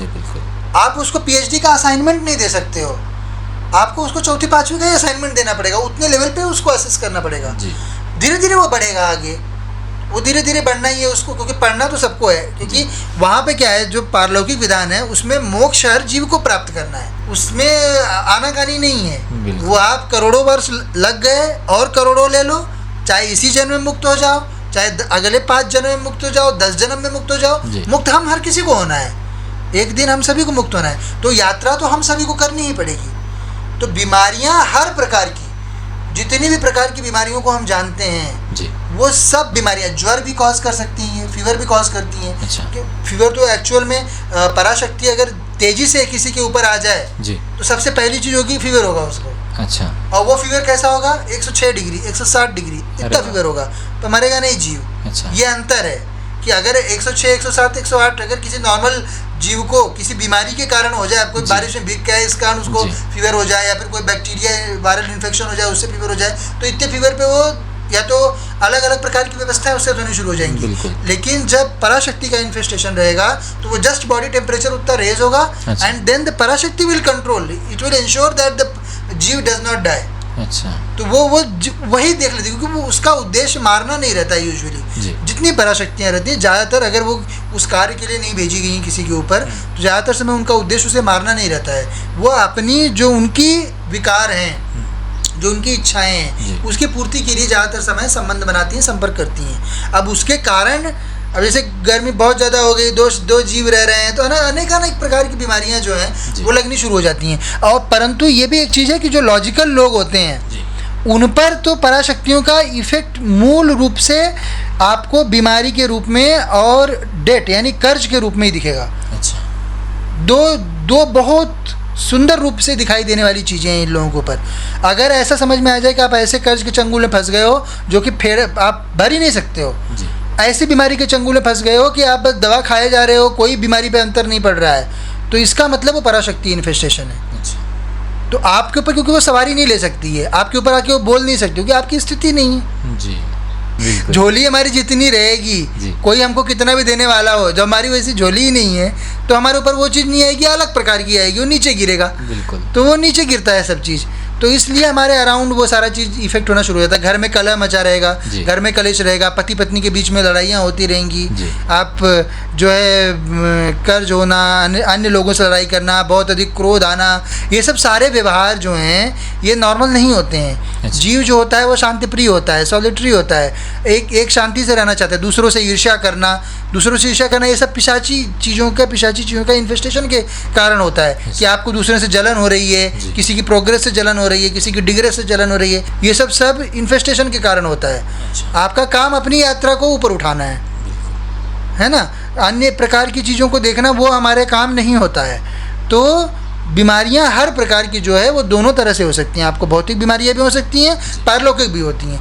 न तो भौतिक इलाज से पारलौकिक बीमारी ठीक होगी और न तो पारलौकिक इलाज से भौतिक बीमारी ठीक होगी। ये जो है ये वस्तु स्थिति है। अच्छा महागुरु जी, आज के एपिसोड का मेरा ये लास्ट सवाल है। तो आजकल हमने काफ़ी फिल्मों में ऐसा देखा है कि जब कभी किसी के ऊपर सवारी आती है तो उसकी आँखें मतलब कलर बदल जाता है, वाइट, जैसे हमने देखा है फिल्मों में वाइट उसकी आँखें हो जाती हैं, वो कई एंगल में उसके शरीर के पार्ट्स मोड़ने लगता है, या उसकी आवाज़ चेंज हो जाती है, और हमने कई ऐसा देखा है कि वो भिन्न विभिन्न भाषाओं में बात करने लगता है।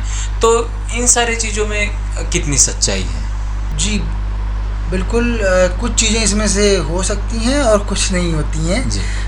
कैसा होता है, आर्टिस्टिक और ड्रामेटिक इफ़ेक्ट के लिए आर्टिस्टिक फ्रीडम जो है थोड़ा सा लेते हैं पिक्चर बनाने वाले या इनैक्ट करने वाले या फिर कवि या राइटर्स। तो ये लोग थोड़ा सा एक्सेजरेट करके चीज़ों को बताते हैं। क्या होता है वो आपको बता देता हूँ कि देखिए, जब भी कोई भी शक्ति किसी भी अन्य शरीर में प्रवेश करेगी, आँखों का रंग बदलता है। वो कितना एविडेंट होगा वो डिपेंड करता है शक्ति कैसी है जी। जो सौम्य शक्तियाँ होती हैं वो थोड़ा रेडिश टाइप लेके जाएंगी जी। और जो ज़्यादा स्ट्रॉन्ग शक्ति रहेगी वो ब्लड रेड टाइप जो है आइज़ का कलर कर देती है। दूसरी बात आपने कही कि जैसे अंग मोड़ने का जी। तो अगर शक्ति नकारात्मक है तो वो शरीर तोड़ने के लिए अंग मोड़ सकती है जी। परंतु वो तोड़ने के लिए मोड़ती है और वो टूटा ही रह जाएगा। वो ऐसा नहीं है कि तोड़ दिया तो फिर वो मुड़ के आप बाद में उसको सीधा कर लोगे। अच्छा जी। वैसा नहीं है जी। वो तोड़ देगी तो तोड़ देगी उसका मन। अब वो आपके शरीर को अगर हानि पहुंचाने के लिए आई है किसी के भी शरीर को, तो वो वैसा कर लेगी। फिर तीसरी चीज़ कि वॉइस चेंज जो होना है वो हो सकता है। वॉइस चेंज बिल्कुल हो सकती है और बहुत बार ये चीज़ देखी जाती है जी। और चौथा आपका प्रश्न था कि भाषा, कि जो भाषा वो जानती नहीं वो भाषा कैसे बोल सकती है, कैसे लिख सकते हैं, तो ये भी होता है। अच्छा। क्योंकि उस जीव के अपनी स्वयं की मेमोरी रहती है। वो जिस भाषा को जानता था, जो भाषा बोलता था, उस भाषा को वो बोलना शुरू कर सकता है तुरंत। अच्छा। तो जैसे ये दिखेंगे आपको बहुत सारे लोग, तो ये लोग मेडिकल साइंस में उसको अलग तरीके से ये लोग ले लेते हैं। तो वो वैसा नहीं है जो ये समझते हैं, वैसा कुछ भी नहीं है। यदि किसी जीव का इन्फेस्टेशन होगा तो वो जो है, जो भाषा वो जीव जानता है वो भाषा उस शरीर से अपने आप आएगी। पर उतनी देर ही रहेगी जितनी देर वो जीव रहेगा। जैसे वो जीव बाहर, तो जो उस पिंड का एक्चुअल मालिक है वो जो जीव आ जाएगा, तो वो जितना जानता है उतनी चीज़ें उसको पता रहेंगी। ऐसा हमको जो लगता है, जो भौतिकवादी हैं उनको जो ये समझ में आता है कि दिमाग में इंफॉर्मेशन स्टोर होती है, तो दिमाग में इंफॉर्मेशन स्टोर नहीं होती है। इंफॉर्मेशन आपकी सोल में स्टोर होती है, आपके चित्त में। इसमें देखिए, जो इंफॉर्मेशन स्टोर करने का स्टोरेज है वो कई 3 भाग में डिवाइडेड है। आपके दिमाग में स्टोर होता है कुछ चीज़, कुछ इन्फॉर्मेशन, उसमें long term, short term memory वगैरह है। उसके बाद कुछ इन्फॉर्मेशन आपके मन में स्टोर रहती है, और जो इन्फॉर्मेशन बहुत ज़्यादा इम्पैक्टफुल रहती है, जो आपको अगले जन्म में लेके जाना है, वो सारा आपके चित्त में स्टोर रहता है। तो मन और चित्त में जितनी इन्फॉर्मेशन है वो आपका मृत्यु के बाद भी आपके साथ रहती है, उस जीव के साथ रहती है। तो जब वो जीव वापस आएगा, तो जैसे भाषा जो है, उसकी प्रवृत्ति, उसके पूजा पाठ का ढंग, उसके देवता, उसके परिवार, ये सब सारी इन्फॉर्मेशन आपके मन में रहती है। जिनको भी आप मन में सोच रहे हो, जो भी चीज़ें, तो ये सारी जानकारी आपके पास, जो भी जीव हैं उनके पास मृत्यु के बाद भी रहती है। तो भाषा उनमें से एक है। तो जो भाषा वो जीव मृत्यु से पहले बोलता था, वो भाषा वो मृत्यु के वो जब शरीर लेगा किसी के भीतर सवारी बन के, तो वो भाषा बोल भी सकता है, लिख भी सकता है उस भाषा को, और इसमें कोई दो राय नहीं है। ऐसा बहुत बार देखा गया है, परंतु उसके लिए सवारी तीव्र होनी चाहिए। अच्छा। छोटी मोटी सवारी में जो बहुत कम स्तर का जीव है जिसके भीतर सवारी आई, या फिर जो जीव आया है वो पूरी तरह से उसके चक्रों को नहीं पकड़ पाया है, क्योंकि उसके लिए आपको दिमाग में जितने चक्र हैं, दिमाग पे, फेस पे, यहाँ तक जो है विशुद्धि तक जितने भी चक्र हैं, उन सबको आप पकड़ना पड़ेगा उस जीव को, तब जाके वो उसकी भाषा बोल पाएगा, वो जानकारी दे पाएगा जो उसके पास नहीं है। जब तक पूरी तरह से चक्र नहीं पकड़े गए हैं तो वो कोई भी अन्य जानकारी नहीं दे सकता है वो जीव, भले उसके पास सवारी रहेगी। ऐसा नहीं आप उसको निगेट कर दोगे सवारी नहीं है करके। सवारी कई प्रकार की होती है, कई स्तर पे होती है। तो कुछ स्तरों पे सवारी ऐसी होती है कि उसके पास उस जीव के अतिरिक्त और कोई जानकारी नहीं होती है। तो वैसा संभव है, ऐसा नहीं है कि वो चीज़ नहीं बता रही है तो सवारी नहीं है, बिल्कुल सवारी हो सकती है। तो ये जो है इस प्रकार से कितना ज़्यादा इफ़ेक्ट आया हुआ है इसके ऊपर डिपेंड करता है कि आपको सवारी के आने के बाद क्या चीज़ आपको देखने मिलेगी। जी महागुरु जी, आज का जो हमारा टॉपिक था सवारी, तो लगभग आपने सारे ही प्रश्नों का हमें उत्तर दे दिया है, और बहुत अच्छे तरीके से और सरल तरीके से हमें आपने सवारी के बारे में सारे डाउट्स आपने क्लियर कर दिए, और व्यूअर्स को भी अच्छा लगा होगा हमारा आज का एपिसोड। और इसी तरीके से आगे भी आपसे वीडियोस मैं करना चाहूँगा। So thank you so much for this episode. You are welcome. Narayan. So guys, आज के एपिसोड में आई एम श्योर कि आप सभी को बहुत मज़ा आया होगा, क्योंकि महागुरु जी ने इस सवारी के टॉपिक को इतने सुंदर तरीके से और इतनी इन्फॉर्मेटिव तरीके से और इतनी बारीक बारीक चीज़ों को हमें इतनी इजीली हमें समझाया है। तो आई एम श्योर कि आप सभी को बहुत अच्छा लगा होगा, और इसी तरीके से हम आगे भी सारे जो है हमारे डाउट्स और ये क्लियर करते रहेंगे महागुरु जी से। और आपको भी अगर कुछ डाउट हो या आपके मन में अगर कुछ सवाल हो तो आप नीचे दिए गए ईमेल आईडी पे हमें बता सकते हैं, वो ज़रूर हम कवर करने की कोशिश करेंगे। So guys, stay tuned, keep watching and don't forget to like, share and subscribe my channel. Narayan.